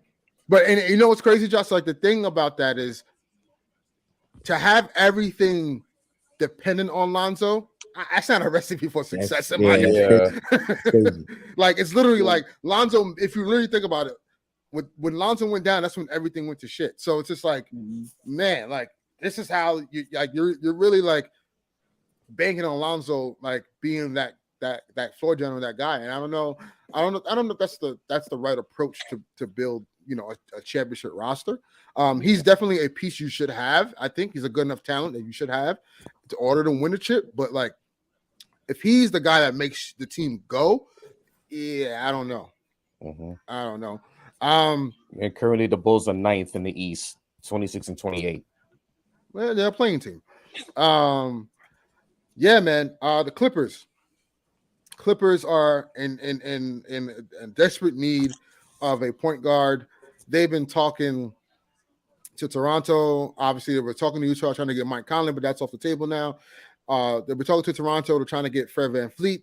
And you know what's crazy? And they were talking to Miami for Kyle Lowry as well. Because and now before you go, Armani, it's because Kawhi Leonard is pushing for one of those two guys because he played with those guys in Toronto. So is John Wall hurt? They're trying to get rid of him. And that the crazy thing about you know what pisses me off about the whole John Wall situation? Laker fans, I'm gonna address you real quick. Last season, when John Wall was exiled, so to speak, by the Houston Rockets, some fans were very enamored with the Lakers and Chris Broussard. I want to call you out as well because you said this on air. Said the Lakers should give up a first-round pick and Russell Westbrook to the Houston Rockets for John Wall and Christian Wood. That was insane, bro. Since then, John Wall was bought out and picked up by the Clippers. Now, John Wall is getting DNPs. He's hurt, not hurt, but he's not playing, and he's on the verge of getting bought out again. So you want to finish it? No, go ahead. Yeah, go ahead. Okay. All right. So this actually now that you brought up that point, it was actually 2 points I wanted to make. So, right with the Russell Westbrook trade, that I constantly said that as many Laker fans hated Russell Westbrook just being on the team, I was not down with trading Russ just to make a move. Just for the convenience of it all. I feel like it made no sense. And that move made no sense. You had people saying, oh, yeah, why don't you just get John Wall? Like, John Wall can do this. He can shoot the ball. You know, he can get to the lane. Like, to your point, John Wall is not playing, right? Getting DNPs, hurt, potentially about to get bought out. And then this leads me to number 2. What more do the Clippers need? Because you look at their point guard situation, right? You got Reggie Jackson. You got John Wall, right? Okay. Shooting guard position, Norman Powell, Luke Kennard, okay, right? Wings, Kawhi Leonard, Paul George, Robert Covington, Nick Batum, okay, right? Center position, Zubac, and whoever else they throw. And I said this early in the year, and y'all killed me for it. I said this early in the year, but this is before I thought they was going to go on a downward spiral. But Kawhi wasn't playing. Kawhi was in and out the lineup. Remember, I said that the Clippers, and it killed me to say that, but I was just kind of stating what I thought was facts. I said that the Clippers were the deepest team in the league because of the personnel that they had. Oh, yeah, personnel for sure. that they had. Yeah. Right. And now I'm asking myself, I get it, the whole John Wall situation, but it's like, what more do you need? You get all of this talent and still have nothing to show for it since you brought Kawhi and PG in 2019. I'm just saying. I mean, The Clippers are a very close second. And now to, if you get Russ, it's like you're in the same situation. Of course, Russ is going to play, doesn't really get hurt, has a high motor on him, but it's like, okay, you have all of this. You have all this. You got the shooting. You got the defense. You got the wing help. You got the rim protection. What else do you need? You have two of the best scorers in the league on the same team that can both play. The two of the best two-way players in the league. mm-hmm. One is battling injury, but what more do you need? I agree. The Clippers, and before we go to the next team, the Clippers are a close second to a disaster as the number one Brooklyn Nets are acquiring those They stars. should be number one. No, the Nets are number one. The Nets are number one by a long. By the Nets are number one, bro. But here's what I'm saying. The Clippers should be number one. Here's what I'm saying. Because as soon as the Clippers got together, they were the favorites to win the chip. They were. They call them the LA Bulls. The Clippers always been, nobody ever like when the Kawhi media was Michael. Listen, hold on. They said Kawhi was Michael, Paul George was Scottie Pippen, Patrick Beverly was Ron Harper. Wow. You had then you had Montrezl Harrell, was Dennis Rodman. Montrezl Harrell was Dennis Rodman. And I forgot who Lou was. Luke Longley was Ivica Zubac. I was stop. Like y'all really killing me. But yeah, go ahead, Josh. But this is what I'm saying. Like everybody always has something positive about the Clippers to say. The Nets, yes, they had expectations, but they always had backlash. Like people was like, "Oh, it's not going to work out." The Clippers never had anything bad said about them. That's why I feel like they should be the number one team. Well, I'm gonna tell you why they're not the number one team, because those two stars are still on the team. Okay, unlike the Nets, 2 out of 3 are no longer there. So I'm just saying, brother, like it's worse right now as it stands as the Nets as a worse disappointment and disaster than it is for the Clippers. Bro, that's crazy. All right, so enough with the trade stuff. There's a lot that we have. Listen, there's a lot to cover still. There's still more to happen. A lot of talks. I don't like to get into the speculation stuff like that. We'll discuss when deals actually happen. Next, to end it though, we have two topics we want to just quickly brush up on. NBA All-Star. How do you guys feel about the who got snubbed, who shouldn't have? My biggest snub is Jalen Brunson. I feel like Jalen Brunson should have been an All-Star. But you know, if you look at it, if James Harden didn't make it, and he's been averaging 22 and 11 assists, 6 rebounds, he should have been an All-Star as well. It's just tough to kind of make out, but for me, Jalen Brunson should have been an All-Star out of anyone. And then Zion is not playing, and what bothers me the most is that Zion played one less game than Anthony Davis, but Zion got voted a starter. Now that's the fans and that's the fandom, and I understand that. It's the New Orleans Pelicans fans. Yo, Josh, what's good with your people, bro? What's good with your people, bro? But then after that, though, you had Jaren Jackson Jr., who made the All-Star team over Anthony Davis. No sense. Which is crazy to me. That made no sense. Wait, but y'all talking about AD. How did he make it? He should have. I don't care about no positions. How you make it over Fox?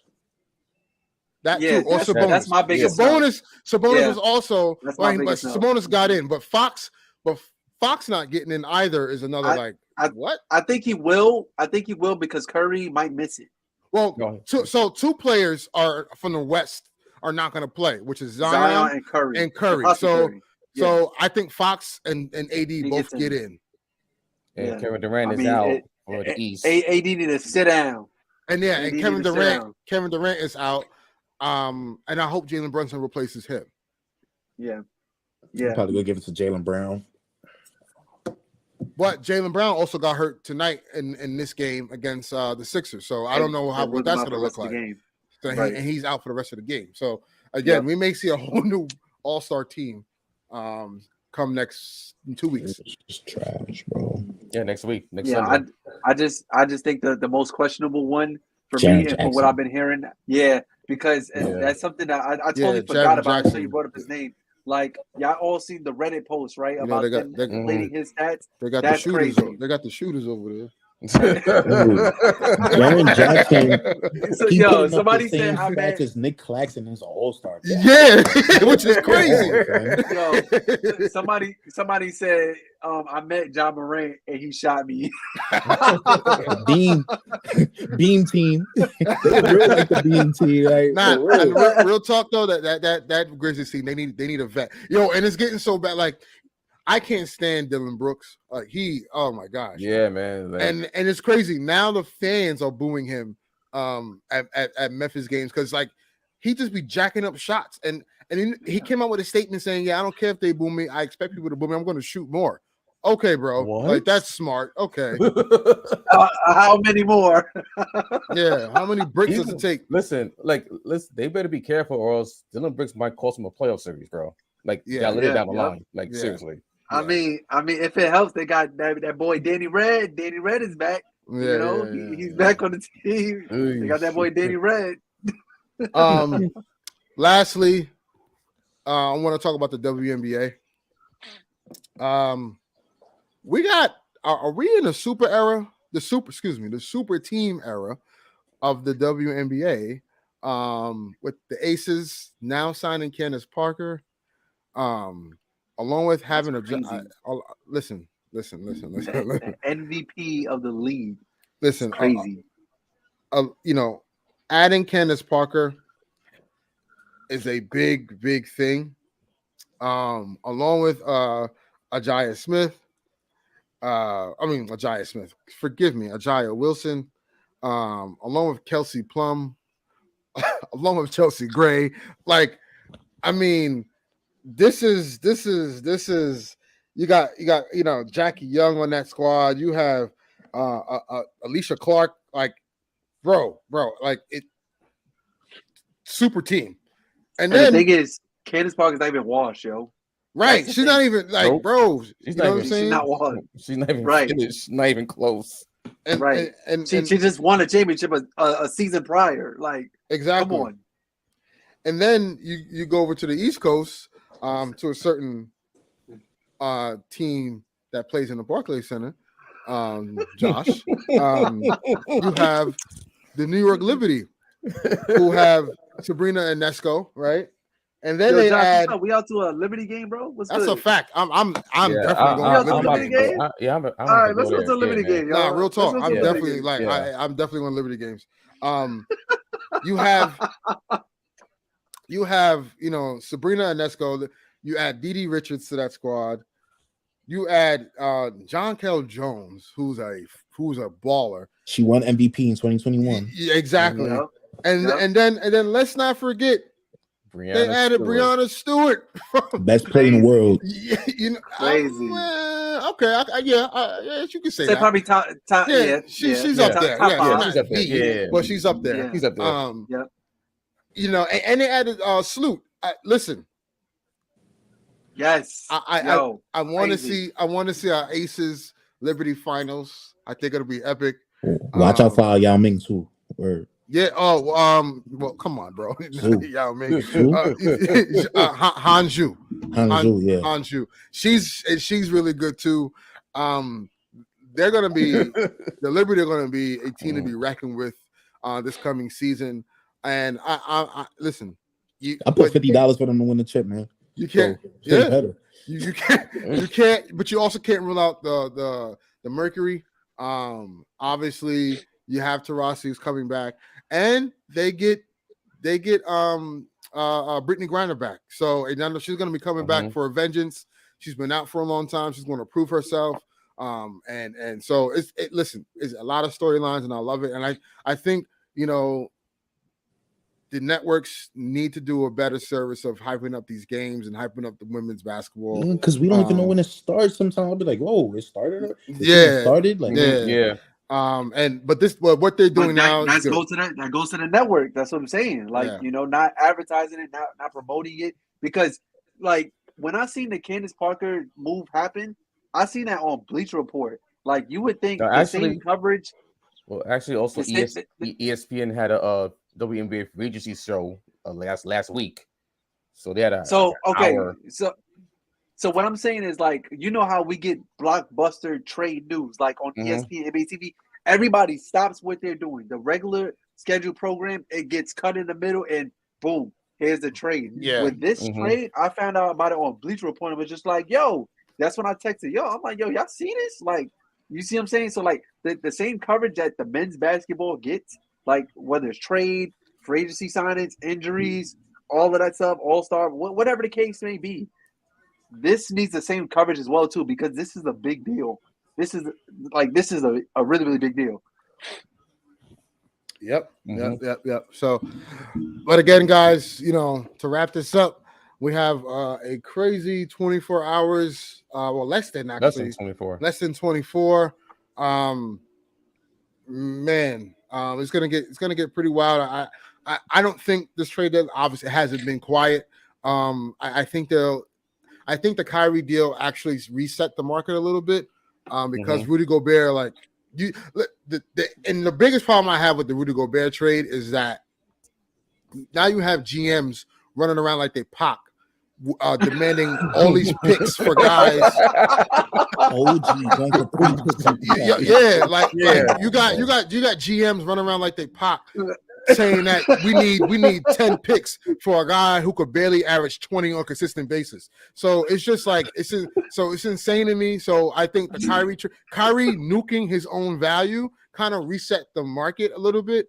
And obviously with this Laker trade that just happened, definitely reset the market because they got a steal for those three guys, and only adding a first for rotation players. So I think now the market kind of resets, and I think we're going to see a lot more movement now. Also, I do think now teams are going to just be like, you know what? Like we were trying to take advantage of the high price stuff. I think Detroit comes down on their price. I don't believe one bit Detroit thinks Bojan, who is about to be 36, I think, is there in their future long-term, who's in their future long-term plans, and they're asking for two unprotected first-round picks. Like, come on, dog. Yeah, like, come on. The only person Kyrie went for one pick. The only in 2 person seconds that should be going for that much picks is Kevin Durant. Thank you. That's it. That's it. Nobody. I don't want to hear that OG thing was the craziest thing I ever 3 heard. unprotected first-round picks they wanted for OG, bro. 3. Like, at least DeJounte was the all-star. He went for 3. This guy's never been. Like Josh, they're literally using he's a wing and he could defend multiple positions as as leverage. All right. No. Because the minute he goes up against those elite wings, he's getting cooked. But how they say that? How they say he's worth 3 first, right? And then they say, oh, but Gary Trent seconds. Yeah, exactly. And Gary Trent averages more points, assists, everything across the board. So yeah, I anticipate those prices will come down, and teams will start to have a come to Jesus moment and realize where they are coming down. Yeah. So I anticipate Bojan Bogdanovic, Gary Trent Jr., OG Anunoby, even Pascal Siakam, Jakob Poeltl. Yo, the Spurs were saying Jakob Poeltl is worth an unprotected first, and then Josh Richardson was worth an unprotected first. Like, what are we doing here? What are we doing? That team lost 10 straight, and you're asking for unprotected first for those players. Like, it's insane. So I just think they were trying to take advantage of the market, and then now the market kind of resets itself, and I think we're going to see a flurry of moves. Maybe starting obviously today, clearly, but tomorrow for sure, as the trade deadline windows and the deadline is at 3:00. So I think we'll see a lot of moves happening. Wake up, Sean Marks. I'm telling you. Sean Marks got it. Leon Rose, pick up the phone. Come on, man. I know you're in Villanova right now. But thank you guys for another episode 34. Shaq number. And yeah, man. We'll be back on very soon, right after the trade deadline. Maybe we'll do an impromptu, and we'll talk about it. And you'll get our live reaction. But appreciate you guys for listening. Appreciate you guys for commenting. Please share, like and subscribe to our YouTube channel. Follow us on Twitter. Follow us on Instagram. does a great service, and we appreciate the interaction and the content. And until then, peace and love, everybody. Be safe. Peace.